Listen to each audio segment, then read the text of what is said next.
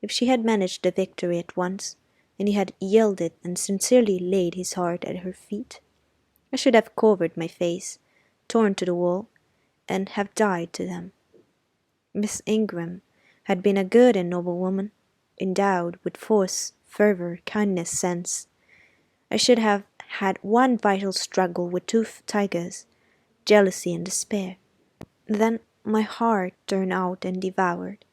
I should have admired her, acknowledged her excellence, and been quiet for the rest of my days. And the more absolute her superiority, the deeper would have been my admiration, the more truly tranquil my quiescence. But as matters really stood, to watch Miss Ingram's efforts at fascinating Mr Rochester, to witness their repeated failure, herself unconscious that they did fail, vainly fancying that each shaft launched hit the mark, and infatuatedly pluming herself on success, when her pride and self-complacency repelled further and further what she wished to allure, to witness this was to be at once under ceaseless excitation and ruthless restraint. Because when she failed, I saw how she might have succeeded. Arrows that continually glanced off from Mr. Rochester's breast, and fell harmless at his feet, might, I knew, if shot by a surer hand, have quivered keen in his proud heart, have called love into his stern eye, a softness into his sardonic face. Or better still, without weapons a silent conquest might have been won. Why can she not influence him more, when she is privileged to draw so near to him? I ask myself. Surely she cannot truly like him, or not like him with true affection. If she did, she need not coin her smile so lavishly, flash her glances so unremittingly, manufacture airs so elaborate, graces so multitudinous. It seems to me that she might, by merely sitting quietly at his side, saying little and looking less, get nigh her is art. I have seen in his face a far different expression from that which hardens it now, while she is so vivaciously accosting him. But then it came of itself. It was not elicited by meretricious arts and calculated manoeuvres, and one had but to accept it, to answer what he asked without pretensions, to address him when needful without grimace, and it increased and grew kinder and more genial, and warmed one like a fostering sunbeam. How will she manage to please him when they are married? I do not think she will manage it, and yet it might be managed, and his wife might, I verily believe, be the very happiest woman the sun shines on. I have not yet said anything condemnatory of Mr. Rochester's project of marrying for interest and connections. It surprised me when I first discovered that such was his intention. I had thought him a man unlikely to be influenced by motives so commonplace in his choice of a wife.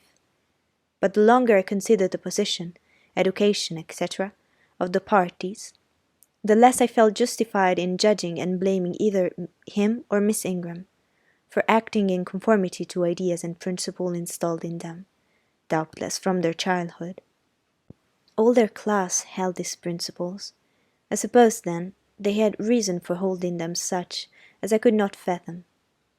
It seemed to me that, were I a gentleman like him, I would take to my bosom only such a wife as I could love. But the very obviousness of the advantages to the husband's own happiness, offered by this plan, convinced me that there must be arguments against its general adoption, of which I was quite ignorant. Otherwise, I felt sure all the world would act as I wished to act. But in other points, as well as this, I was growing very lenient to my master. I was forgetting all his faults, for which I had once kept a sharp look-out. It had formerly been my endeavour to study all sides of his character, to take the bad with the good, and from the just weighing of both, to form an equitable judgment. Now I saw no bad. The sarcasm that had repelled, the harshness that had startled me once, were only like keen condiments in a choice dish. Their presence was pungent, but their absence would be left as comparatively insipid.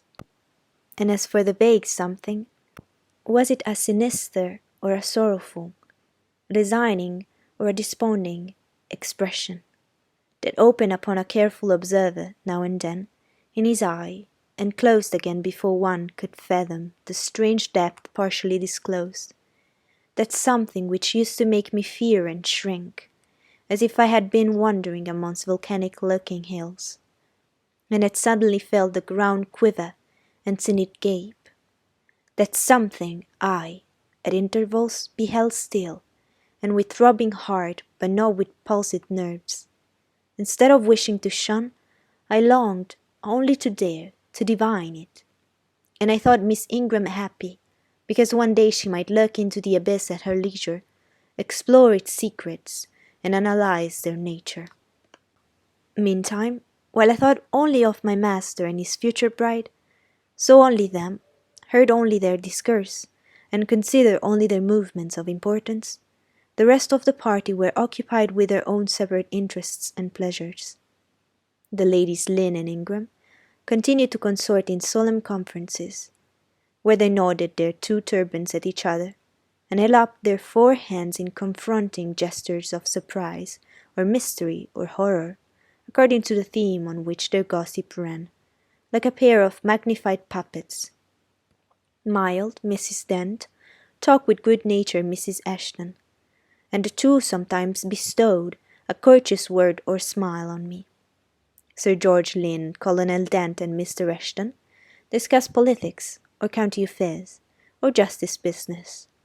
Lord Ingram flirted with Amy Ashton. Louisa played and sang to and with one of the misses. Lynn and Mary Ingram listened languidly to the gallant speeches of the other. Sometimes all, as with one consent, suspended their by-play to observe and listen to the principal actors, for after all, Mr. Rochester, and because closely connected with him, Miss Ingram, were the life and soul of the party.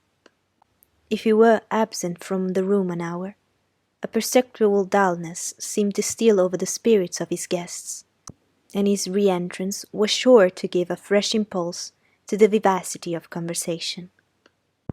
The want of his animating influence appeared to be peculiarly felt one day that he had been summoned to Millcote on business, and was not likely to return till late. The afternoon was wet. A walk the party had proposed to take to see a gipsy camp, lately pitched on a common beyond Hay, was consequently deferred. Some of the gentlemen were gone to the stables. The younger ones, together with the younger ladies, were playing billiards in the billiard-room. The dowagers, Ingram and Lynn, sought solace in a quiet game at cards. Blanche Ingram, after having repelled, by supercilious taciturnity, some efforts of Mrs. Dent and Mrs. Ashton to draw her into conversation, at first murmured over some sentimental tunes in his on the piano, and then, having fetched a novel from the library, had flung herself in haughty listlessness on a sofa, and prepared to beguile, by the spell of fiction, the tedious hours of absence. The room and the house were silent. Only now and then the merriment of billiard players was heard from above. It was verging on dusk, and the clock had already given warning of the hour to dress for dinner, when little Adele, who knelt by me in the drawing-room window-seat, exclaimed, "Voilà, Mr. Rochester, qui revient!" I turned, and Miss Ingram darted forwards from her sofa.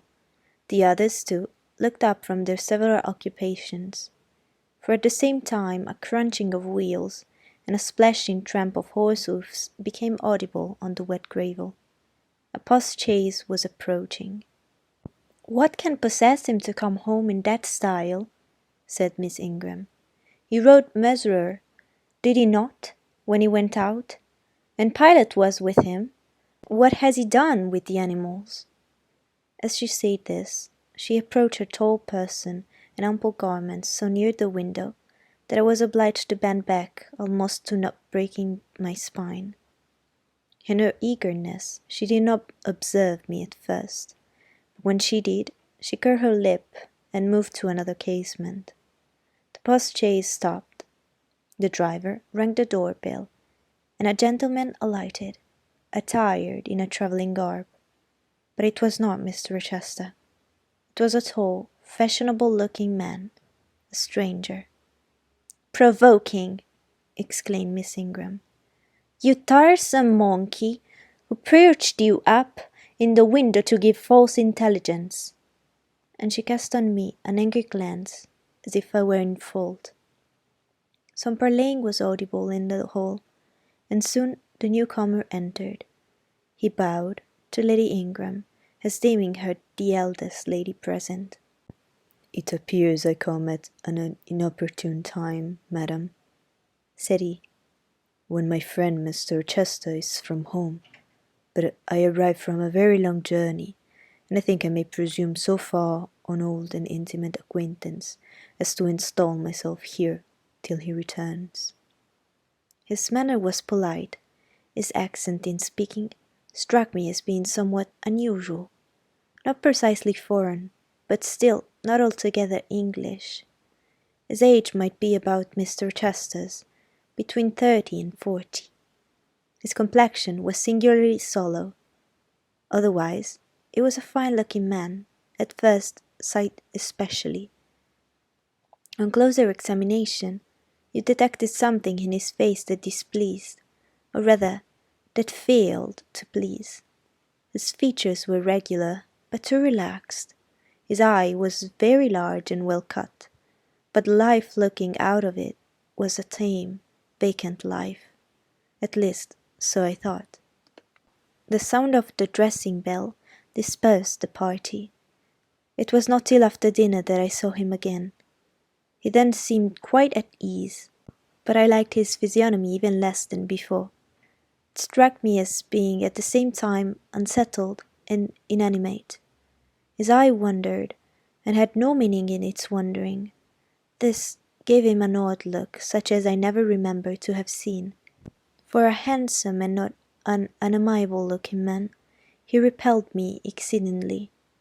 There was no power in that smooth-skinned face of a full oval shape, no firmness in that aquiline nose and small cherry mouth.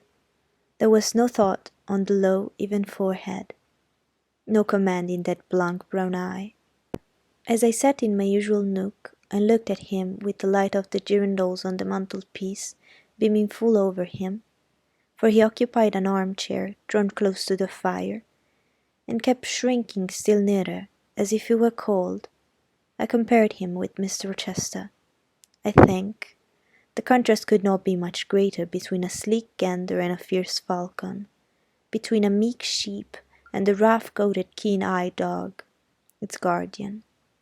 He had spoken of Mr. Rochester as an old friend. A curious friendship theirs must have been, a pointed illustration indeed of the old adage that extremes meet. 2 or 3 of the gentlemen sat near him, and I caught at times scraps of their conversation across the room. At first, I could not make much sense of what I heard, for the discourse of Louisa Ashton and Mary Ingram, who sat nearer to me, confused the fragmentary sentences that reached me at intervals. These last were discussing the stranger. They both called him a beautiful man. Louisa said he was a love of a creature, and she adored him, and Mary instanced his pretty little mouth and nice nose as her ideal of the charming. "And what a sweet-tempered forehead he has!" cried Louisa. "So smooth, none of those frowning irregularities I dislike so much, and such a placid eye and smile." And then, to my great relief, Mr. Henry Lynn summoned them to the other side of the room, to settle some point about the deferred excursion to Hay Common. I was now able to concentrate my attention on the group by the fire, and I presently gathered that the newcomer was called Mr. Mason. Then I learned that he was but just arrived in England, and that he came from some hot country, which was the reason, doubtless, his face was so sallow, and that he sat so near the earth. and were a certitude in the house.